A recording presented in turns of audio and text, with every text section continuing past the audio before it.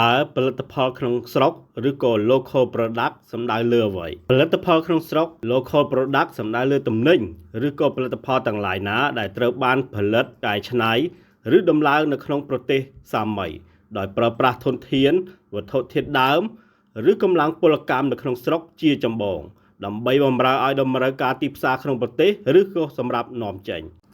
បើយោងតាមនិយមន័យតាមលក្ខណៈបច្ចេកទេសនិងច្បាប់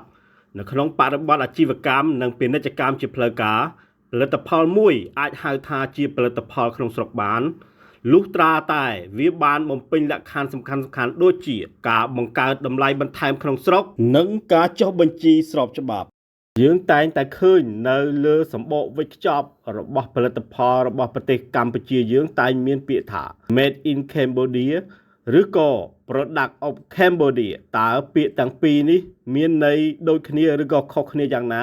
សូមរងចាំទស្សនាភាគបន្តព្រៀបមេឌៀចែករំលែកព័ត៌មាននិងចំណេះដឹង